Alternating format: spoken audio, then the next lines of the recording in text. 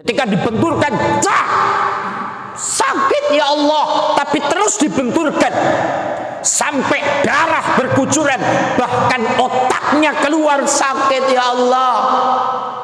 Kullama radakhat, ketika hancur, nadat kama kanat, balik lagi seperti semula.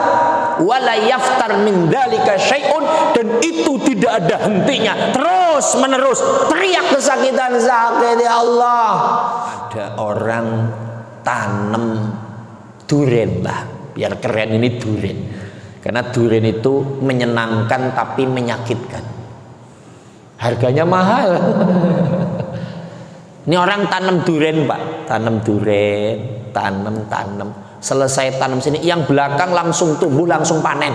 Boh, yang panen siapa? Pak Dasuki panen duren, langsung diunduh, dijual, seneng Pak, baru tanam panen. Yang sini panen terus, tanam lagi, langsung panen, dijual langsung laku, seneng, sumringah, bahagia, bangga, durennya panen, duitnya banyak, bisa beli A, B, C, D, segala macamnya.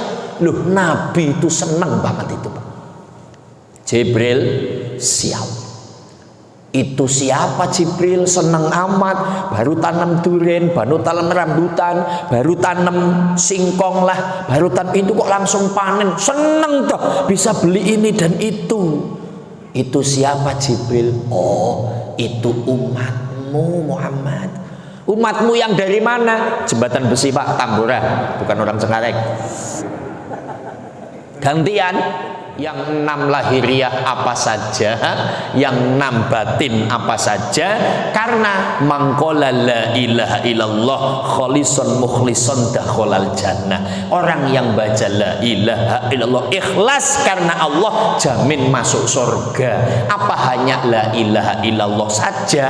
Ternyata wajib menjalankan 12 kewajiban. Itu kita jelaskan dalam kurung apabila diundang lagi ya.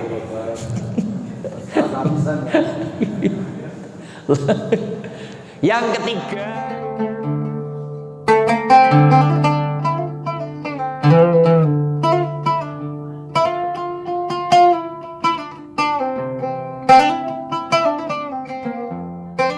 Assalamualaikum warahmatullahi wabarakatuh.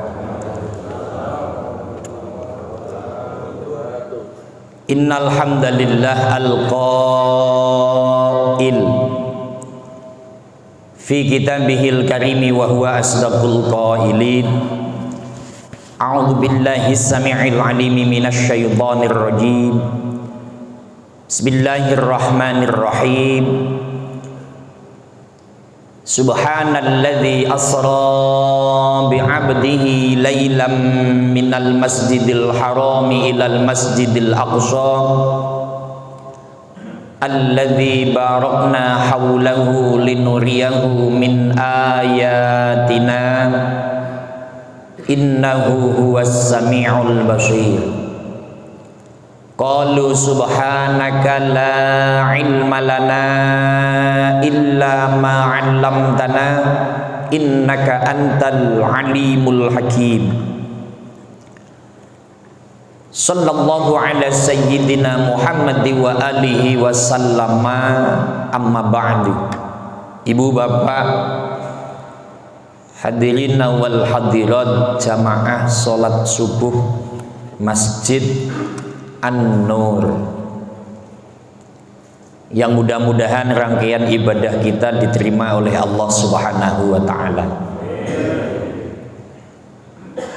Para ustadz, para kiai, para haji, ibu nyai, ibu hajah, bil khusus DKM Masjid An-Nur, Bapak Dasuki,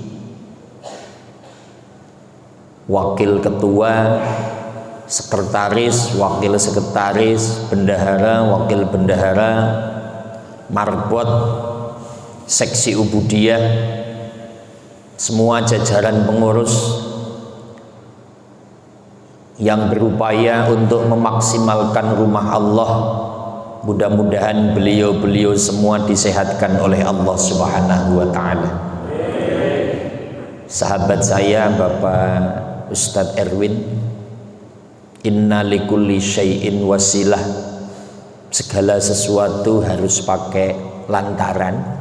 Jadi beliau yang menjadi lantaran saya bisa silaturahim dengan ibu bapak sekalian di masjid kita tercinta An-Nur dalam rangka kajian subuh.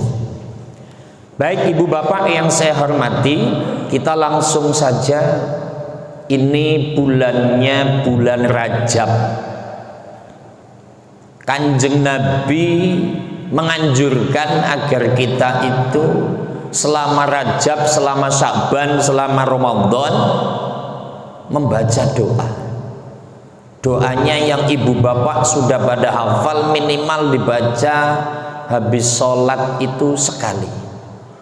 Kira-kira doa itu sudah hafal apa belum kira-kira ini? Kalau belum kita bareng-bareng sambil dibikin lagu gitu. Allahumma barik lana fi Rajab wa Sya'bana. Allahumma barik lana fi Rajab wa Sya'bana wa ballighna Ramadana wa hasil maqasidana wa ballighna Ramadana waghfir lana dzunubana. Lagi Allahumma barik lana fi Rajab wa Sya'bana. Allahumma barik lana fi Rajab wa Sya'bana wa ballighna Ramadana wa hasil maqasidana wa ballighna Ramadana waghfir lana dzunubana. Allahumma ya Allah barik lana, mudah-mudahan engkau memberikan barokah kepada kami fi Rajab, di dalam bulan Rajab, wa Sya'ban, dan bulan Sya'ban, wa balighna, dan sampaikan umur kami fi Ramadan, sampai pada bulan Ramadan, wa hasil maqasidana, hasilkan seluruh tujuan kami, wa ghfir lana dzunubana, dan ampunilah dosa-dosa kami. Amin ya robbal. Udah baca itu apa belum habis sholat kira-kira? Apa belum hafal? Kalau belum hafal dihafalin. Apa harus pakai bahasa Arab Pak Ustadz? Ya kalau bisa Arab ya pakai Arab. Tapi kalau nggak bisa ya Indonesia lah. Kayak tadi, ya Allah, muga-muga Rajame barokah, Sya'bane barokah, umur dawa sampai bulan Ramadan. Tujuannya dikabulkan, dosane di ngapura dening Gusti. Nih Ustadz Erwin tahu nggak sih bahasa begini tuh? Kursus. Bisa mendengarkan. Allahumma sholli ala Muhammad. Kita langsung masuk gini Pak. Karena ini bulannya bulan Rajab, sudah ramai di mana-mana Isra wal Mi'raj.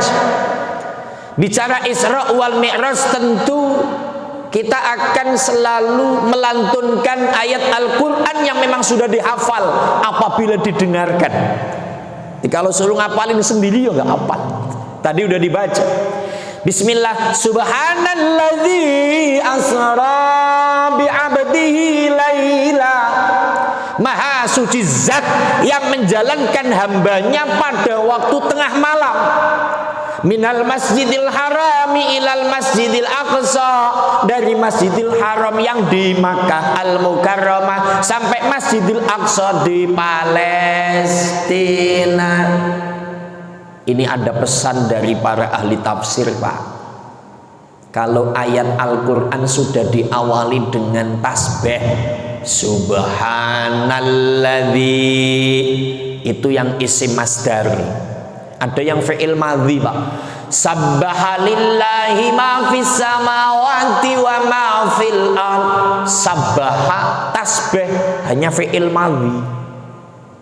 Ada lagi yang pakai fi'il mudhari', yusabbihu lahu ma fis samawati wa ma fil ard. Itu pakai fi'il mudhari'. Kalimat atau ayat Al-Quran yang diawali dengan tasbih, maka ke depan penjelasannya hanya bisa dipahami dengan iman, tidak dengan akal manusia. Akal manusia nggak muat untuk mewadahi itu. Apa maksudnya?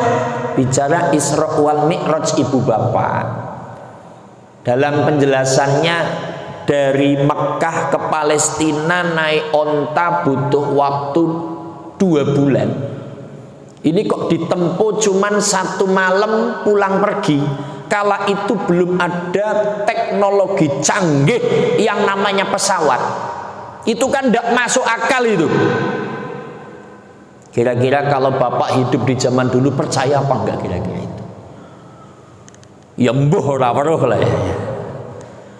Tapi subhanallah, kita yang tidak melihat Nabi, tidak melihat sejarah, tidak melihat prosesnya itu, tapi hari ini kita percaya ini istimewa yang sangat luar biasa, yang patut disyukuri bersama. Ucapkan alhamdulillahi rabbil alamin. Tapi saya tidak akan bicara perjalanan karena itu lama banget.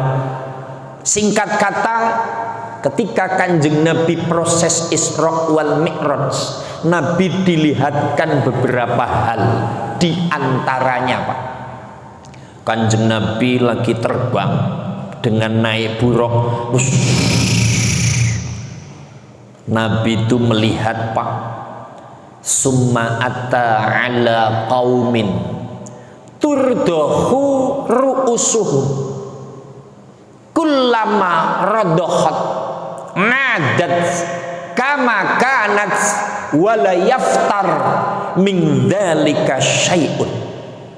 Jadi Nabi lagi terbang, ibu bapak, melihat ada sekelompok manusia itu lagi duduk dekat tembok, duduk dekat batu.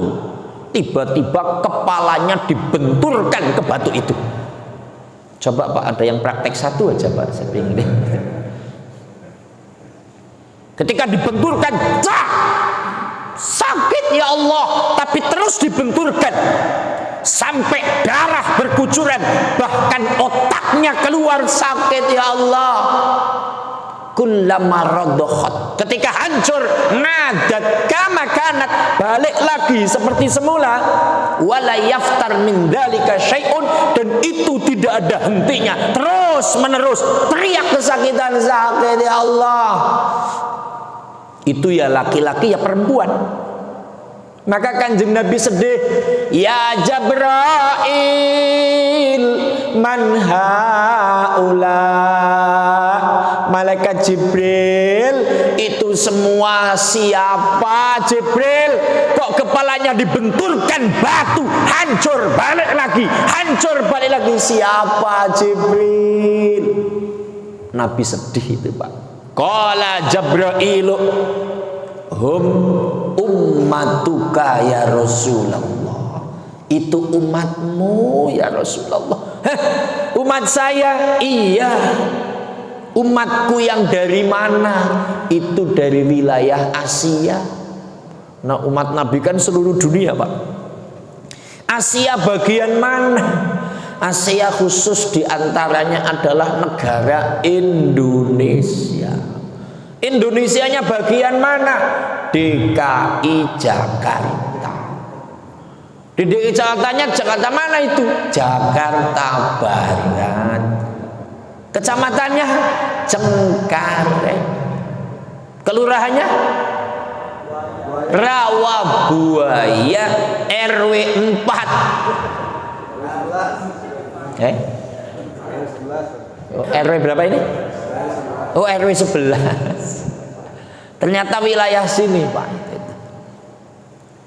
Emang kenapa mereka Jibril hum tatasaqaluna ru'usuhum anil maktubat, bahla eta tina dunia ya Rasul, kepalana berat lamun dipakai sholat 5 waktu. Orangnya dulu ndak mau sujud, nggak mau rukuk, nggak mau menjalankan sholat 5 waktu. Maka dalam kitab Dardil Mi'raj kata ini ditafsiri atau direpresentasikan menjadi 2. Yang pertama, ayat tarikus sholat, orangnya ndak sholat sama sekali. Kira-kira di wilayah sini ada nggak Islam dia tapi nggak sholat, ada nggak kira-kira? Jangan-jangan bojomu. Kalau ada istrinya yang nggak sholat, terus bapak rajin sholat, itu kira-kira bapak tetap cinta atau bagaimana sih? Nggak tahu ya, susah ngomongnya ya Pak. Karena kalau orang nggak sholat Pak, ini tadi nanti siksanya di sana itu duduk kepalanya dijedot-jedotin begitu Pak. Saya jadi ingat cerita di zaman Rasulullah Sallallahu Alaihi Wasallam. Itu Nabi lagi duduk-duduk dengan sahabat, tiba-tiba ada pemuda datang. Ya Rasul, ya Rasul, tolong ya Rasul. Ayah naon, Rasulnya dari Pandeglang. Ada apa? Bapakku ya Rasul, bapakku mati. Tapi nggak ada yang mau memandikan, nggak ada yang mau mengkafani, nggak ada yang mau mensolati. Tolong ya Rasul. Kok bisa begitu? Iya ya Rasul. Abu Bakar, Umar berangkat tengok. Ada apa? Kenapa seperti itu? Sayyidina Abu Bakar, Sayyidina Umar berangkat nengokin. Ketika sampai sana Pak, yang geletak di amben, amben itu apa di sini ya? Ya itulah di kasur lah. Yang geletak di kasur di lantai itu ternyata bukan orang Pak. Wujudnya sudah berubah menjadi babi hitam. Pantes nggak ada yang mau mandiin. Emang bapak mau mandiin babi? Nggak mau kan? Balik lagi, ya Rasul siap. Ternyata bapaknya pemuda ini berubah jadi babi hitam. Subhanallah. Akhirnya Kanjeng Nabi, ayo berangkat kita ke sana. Sampai sana Nabi angkat tangan, doa. Singkat kata berubah jadi bapaknya lagi, dimandikan, disolat, dikafani, solatkan. Ketika hendak akan dibawa Pak, berubah lagi jadi babi lagi. Nabi tanya, ya Rasul, na'am ya Rasul, ayu amalin abuka fid dunya. Jane bapakmu nglakoni apa nang donya iki kelakuane dadi ngene iki lho. Bapak maneh kelakuane naon? Apa yang dilakukan bapakmu ini loh? Mati jadi babi hitam, udah didoain jadi babi lagi. Apa yang dilakukan? Anu ya Rasul, apa? Huwa tarikus sholat. Bapakku suka ninggalin sholat 5 waktu. Na'udzubillahi min. Maka Nabi menyampaikan, hei para sahabat, ini iktibar. Siapapun orang yang tidak sholat 5 waktu, nanti di alam akhirat dibangkitkan bentuknya seperti babi hitam. Na'udzubillahi min. Maka ini diperhatikan kepada jamaah. Bagi yang belum sholat, ayo sholat. Ini sudah rajin Pak Ustadz. Loh, kita punya istri, kita punya anak, kita punya keluarga, kita punya tetangga. Maka adanya dzikrul ghafilin, saling ingat mengingatkan. Maka itu salah satu peristiwa. Nah, kalau sudah bicara seperti ini Pak, saya jadi ingat dalam ayat Al-Quran surat Al-Isra ayat yang 60, membicarakan tentang apa-apa yang dilihat Nabi kalau disampaikan kepada umat itu jadi ujian, jadi cobaan. Bismillah. Wa ma ja'alna ru'yal lati arainaka illa fitnatal linnas.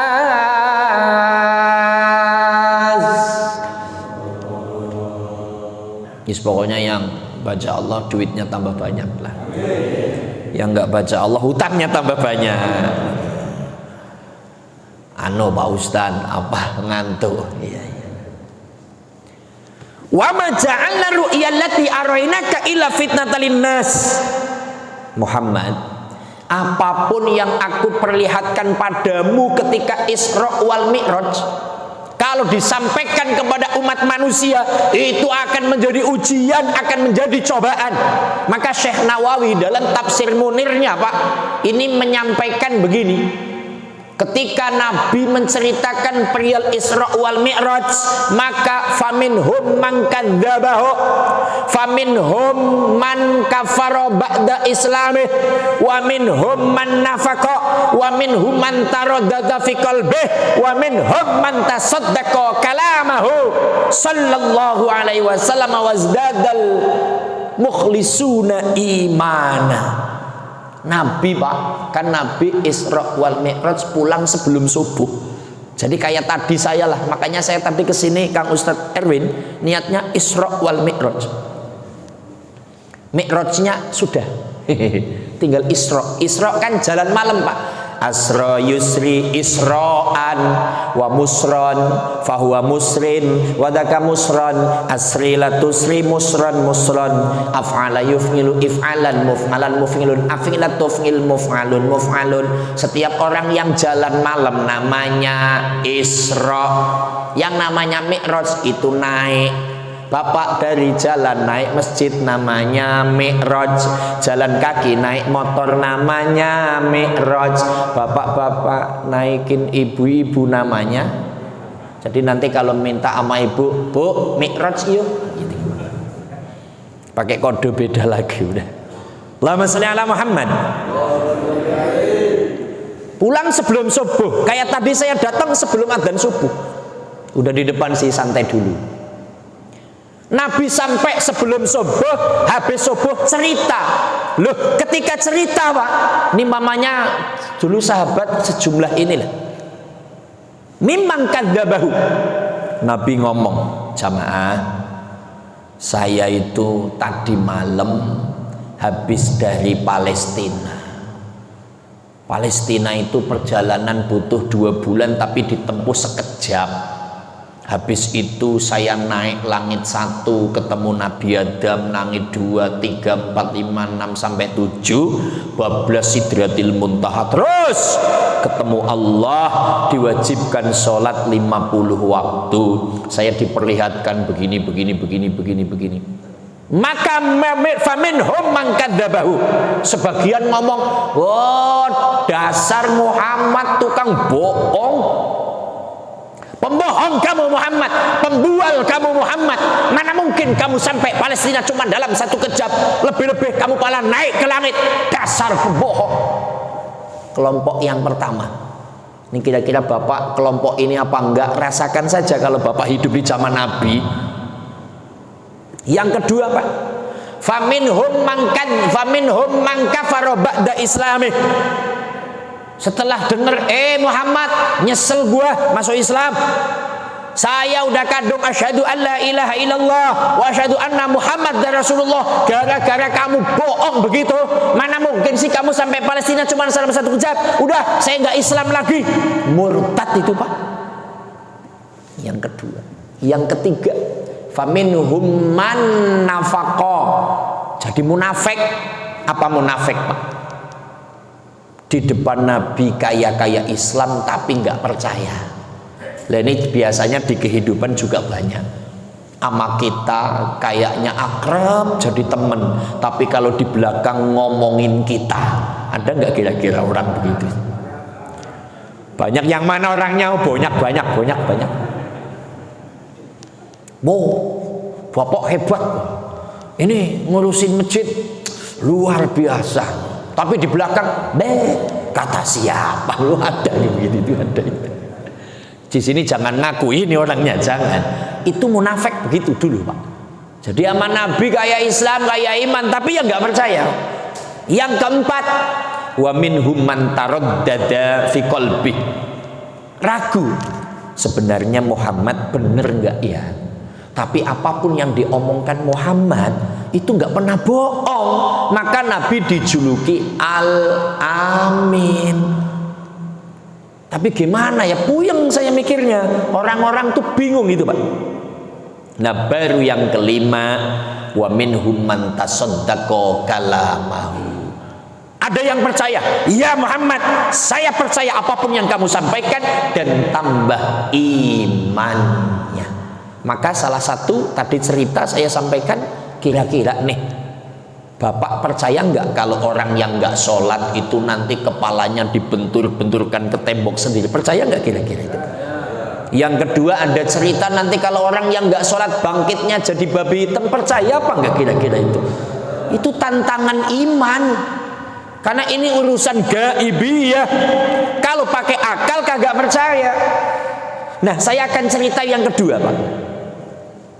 Yang dilihat Nabi itu ngelihat, Pak, ada orang tanam duren, Pak. Biar keren ini duren. Karena duren itu menyenangkan tapi menyakitkan. Harganya mahal. Ini orang tanam duren, Pak. Tanam duren, tanam. Selesai tanam sini, yang belakang langsung tumbuh, langsung panen. Yang panen siapa? Pak Dasuki panen duren. Langsung diunduh, dijual. Seneng, Pak. Baru tanam panen. Yang sini panen terus, tanam lagi, langsung panen, dijual langsung laku. Seneng, sumringah, bahagia, bangga. Durennya panen, duitnya banyak, bisa beli A, B, C, D, segala macamnya. Loh, Nabi itu seneng banget itu, Pak. Jibril siap. Itu siapa Jibril? Seneng amat. Baru tanam duren, baru tanam rambutan, baru tanam singkong lah, baru tanam itu kok langsung panen. Seneng toh, bisa beli ini dan itu. Itu siapa Jibril? Oh, itu umatmu Muhammad. Umatmu yang dari mana? Jembatan Besi, Pak, Tambora, bukan orang Cengkareng. Gantian. Kata Pak Dasuki, kirian begitu orang Cengkareng. Ya, orang sini, orang RW 011 Rawabuaya. Emang umatku ngapain Jibril kok seperti itu? Oh, itu orang-orang yang kalau ada pembangunan masjid nyumbang semen, nyumbang keramik, nyumbang kipas, nyumbang duit. Pokoknya segala bentuk fasilitas pembangunan masjid, pondok pesantren, majelis taklim, bantu fakir miskin, anak yatim. Pokoknya yang derma, orang itu diibaratkan di alam sana baru tanam langsung panen, baru tanam langsung panen. Maka kalau melihat pembangunan masjid ini, saya yakin semua jamaah sudah andil untuk mendermakan hartanya. Maka insya Allah kita golongan orang yang dilihat baginda Nabi Muhammad Sallallahu Alaihi Wasallam. Terus ada yang tanya, itu yang begitu yang seberapa gede Pak Ustadz? Ukurannya apakah hanya ngasih atau ada takarannya? Yang penting ngasih. Ikhlas apa enggak? Enggak usah ngomong ikhlas, ngasih dulu. Wong mau ngasih, ikhlas apa enggak ya? Nanti kalau enggak ikhlas enggak diterima. Enggak usah ngomong ikhlas, ngasih dulu gitu loh, Pak. Pak Dasuki, kira-kira keramik butuh berapa meter ini, Pak? Oh, ini butuh 70 meter. Yang 1 meter berapa, Pak? 350. Ya wis, Pak, saya nyumbang 5 meter umpamanya. Tapi gede juga ya. Oh, ngasih dulu, ikhlasnya nanti gitu. Ikhlas itu belakangan, Pak. Saya kadang nggak cocok dengan istilah sedikit ikhlas bagus daripada banyak tidak ikhlas. Itu saya nggak cocok. Kalau menurut saya mending banyak nggak ikhlas daripada sedikit ikhlas. Karena kalau banyak ngasih nggak ikhlas pas ngasihnya, lo nanti lama-lama lupa itu Pak. Jadi ikhlas itu. Ini beneran ini Pak. Jadi Bapak nyumbang masjid 5 juta, rasanya ya nggak ikhlas Pak itu. Kalau hanya 50 ikhlas lah, apalagi goceng. Oh ikhlas banget. Goceng. Goceng itu gak dipikir. Kalau 50 setengah mikir Pak. Kalau 5 juta kepikiran terus Pak. Itu. Tapi kalau udah ngasih lama-lama lupa sudah. Karena biasanya program pembangunan masjid itu kan apa namanya ya, dipatok lah. Sejuta, bayarnya tiap minggu, kan keliling seperti itu. Ya awal-awal udah ikhlas, kalau lagi kumpulan, kamu 3 juta, 4 juta, 5 juta, duh berat amat sambil nyicil. Lu nanti lama-lama lupa. Itu yang namanya ikhlas itu setelah lupa Pak.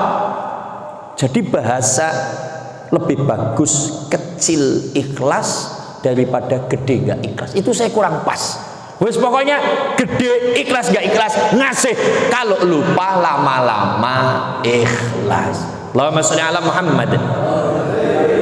Maka yang dilihat Nabi yang kedua inilah saya melihat di Masjid An-Nur ini, jamaah sini khususnya sangat antusias sehingga masjid bagus seperti ini. Bapak itu dengan selalu memberi dan memberi, itu gambaran yang dilihat baginda Nabi Muhammad sallallahu alaihi wasallam. Bapak Ibu yang saya hormati, kembali bicara Isra wal Mi'raj, tentu hadiah atau oleh-oleh yang dibawa itu adalah sholat 5 waktu. Maka ini yang ditekankan kepada masyarakat pada umumnya, karena sholat itu hukumnya wajib. Makanya ada lagu yang lawas tuh, wajib sembahyang bagi muslimin 5 waktu yang telah ditentukan, jangan kita tinggalkan, karena itu perintah Tuhan. Jangan kita tinggalkan, karena itu perintah Tuhan. Ada sholawatnya itu Pak. Ya Rasulullah salamun alaik, ya rafi'a syani wad daraji an fatayyaji ratal alami ya uhailal judi wal karami an fatayyaji ratal alami ya uhailal judi wal karami. Allahumma sholli ala Muhammad. Tapi Pak Ustadz, ini satu alinea lagi. Tapi Pak Ustadz, memang berat itu, diomongi sudah, karena hatinya belum tersentuh. Lah maka memang ini kuncinya di hati. Lah hati itu punya penyakit, maka ada obatnya.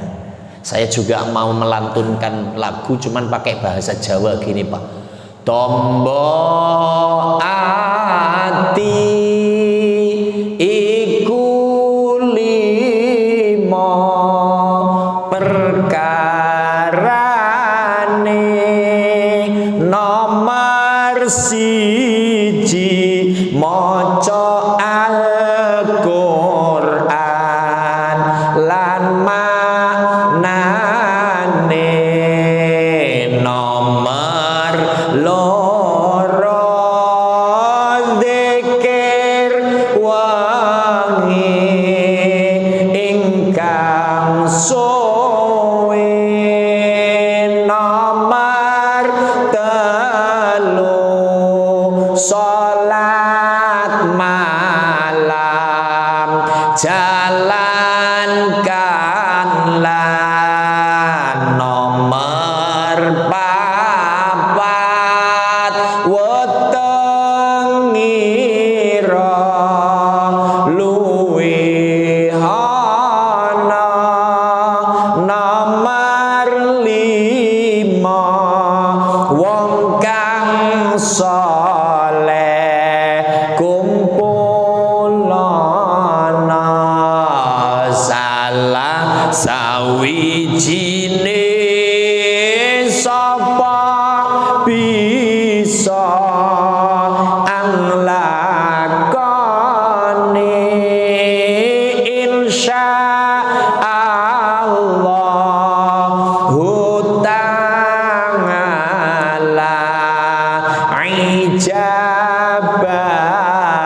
Goh buang ngantuk. Allahumma sholli wa sallim ala sayyidina wa maulana Muhammadin adada ma fi'il salatan daim matam bidawami mulkilahi. Allahumma sholli ala Muhammad. Nah, bagi yang sholatnya masih males, ke masjid masih males, memang itu penyakitnya di hati, obatnya ada 5. 1, mau baca Quran dengan maknanya, ya jawantahnya sambil baca terjemahnya. Nggak bisa Pak Ustadz, Arabnya yo nggak bisa, Indonesianya juga nggak bisa. Lah yang nomor 1 ini cukup datang di majelis taklim, mendengarkan apa yang disampaikan Pak Ustadznya, Pak Kiainya. Jadi cukup ke majelis taklim. Yang nomor 2, zikir malam yang lama, yo zikiran la ilaha illallah, la ilaha illallah. Punten, huruf la ilaha illallah ada berapa? Hurufnya la ilaha illallah ada berapa? 12 ya. 12 Pak. Bener apa enggak? Nanti Bapak pulang hitung loh Pak. Pakai kalkulator. Ya 12. Nah 12 itu Pak mengindikasikan orang wajib menjalankan ibadah 12 kewajiban. Yang 6 ibadah dohiriyah, yang 6 ibadah batiniyah. Nanti saya jelaskan kalau diundang lagi aja itu Pak. Itu panjang banget itu Pak, dipakai kitab lagi itu. Ya itu. Yang 6 lahiriah apa saja, yang 6 batin apa saja. Karena mangkola la ilaha illallah kholisun mukhlison dakholal jannah. Orang yang baca la ilaha illallah ikhlas karena Allah, jamin masuk surga. Apa hanya la ilaha illallah saja, ternyata wajib menjalankan 12 kewajiban. Itu kita jelaskan dalam kurung apabila diundang lagi ya.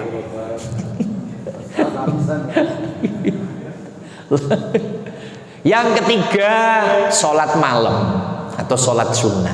Saya yakin Bapak sudah pada begitu. Yang keempat agak berat, apa? Menjalankan puasa sunnah. Ustadz tanya, Bapak dan Ibu Rajab ini sudah puasa apa belum? Waduh, banyak yang belum. Saya tak cerita sebentar saja. Kanjeng Nabi dengan sahabat Sauban itu jalan-jalan Pak, melewati kuburan. Bukan Kanjeng Nabi tiba-tiba berhenti nangis Pak. Nangis sejadi-jadinya, air mata menetes membasahi pipi dan jenggotnya. Diusap dengan sorbannya, Nabi tengadakan tangan. Setelah selesai Nabi mengusap air mata, sahabat Sauban tanya, ya Rasul, lima bakaita, kenapa engkau nangis ya Rasul? Sauban, kamu ingin tahu, ini orang-orang yang ada di kuburan semuanya disiksa oleh Allah, teriak mereka, aku nggak tega sampai aku nangis. Maka aku doa kepada Allah diringankan siksanya. Sauban, sebenarnya Sauban, ini orang yang di kuburan kalau bulan Rajab mau puasa sehari saja, wa manamu lailah, dan malamnya nggak tidur untuk tahajud, maka mereka tidak akan disiksa di alam kubur. Subhan. Maka bagi yang belum puasa Rajab, dengan cerita ini, mumpung Rajabnya masih ada, yuk puasa yuk. Gimana? Puasa apa enggak kira-kira? Saya belum niat, ya besok. Sekarang mau sarapan ada nasi gitu. Saya juga nggak puasa sekarang. Ini saya udah puasa dari tanggal 1. Yang belum ini mumpung gitu. Hari Senin barengin dengan puasa Senin, karena nggak akan disiksa di alam kuburnya, barokah puasa bulan Rajab. Nah yang kelima, nah ini udah dijalankan. Kumpul lono karo wong kang podo soleh, kumpul dengan orang-orang yang baik. Orang baik bukan ustadz, bukan kiai, bukan haji. Orang baik ya siapa aja yang perilakunya baik. Ini mau masuk masjid kan namanya orang baik.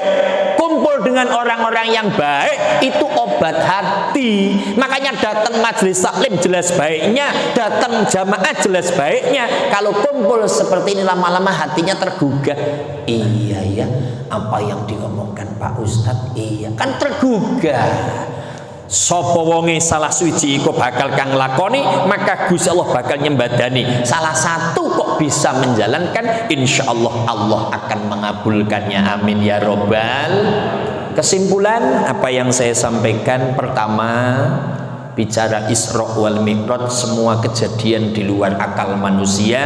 Kita bersyukur hari ini sudah golongan orang yang percaya. Pertama, orang yang tidak menjalankan sholat ada ancaman yang sangat luar biasa, karena sholat hukumnya wajib. Awwalu ma yuhasabu bil abdu yaumal qiyamah as-sholat. Nanti pertama di hari kiamat yang dihisab adalah urusan sholat. Idza soluhat sholatuhu, apabila baik sholatnya, soluhat amaluhu, maka yang lainnya akan terhitung baik. Wa idza fasadat sholatuhu, kalau sholatnya jelek, maka fasadat amaluhu, semuanya akan terhitung jelek di mata Allah. Yang kedua, banggalah yang sudah mendermakan hartanya, karena ini akan menjadi catatan Bapak sekalian, akan dicontohkan seperti orang yang baru tanam panen lagi. Kemudian yang ketiga, semuanya muaranya pada hati masing-masing, maka obat hati ada 5. Pertama, baca Quran dan artinya. Kedua, zikir malam. Ketiga, sholat malam. Yang keempat, puasa sunnah. Yang kelima, kumpul dengan orang-orang yang baik. Mudah-mudahan kita digolongkan orang-orang yang mendapatkan rahmat dan ridho dari Allah Subhanahu wa ta'ala. Ini bulan Rajab, bulannya Allah, bulan ampunan, maka perbanyak istighfar. Mari bareng-bareng istighfar bersama. Astaghfirullah Rabbal baraya, astaghfirullah minal khataya,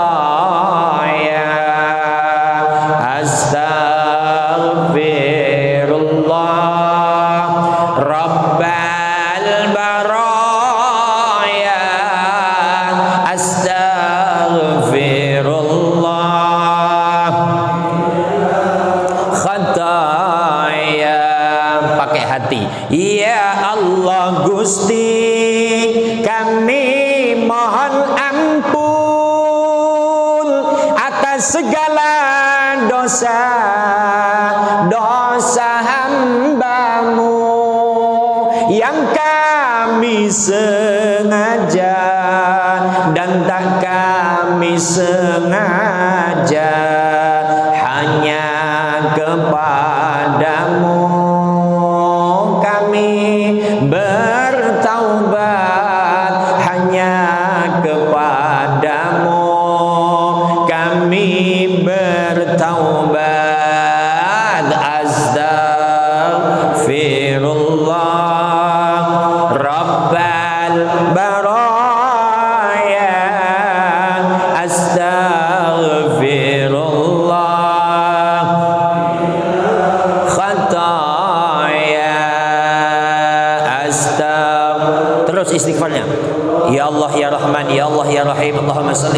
ala sayyidina Muhammad. Ampunilah dosa-dosa kami ya Allah dan dosa kedua orang tua kami. Tetapkan iman Islam kami hanya kepadamu ya Allah. Mampukan kami untuk menjalankan seluruh perintahmu ya Allah dan menjauhi seluruh laranganmu ya Allah.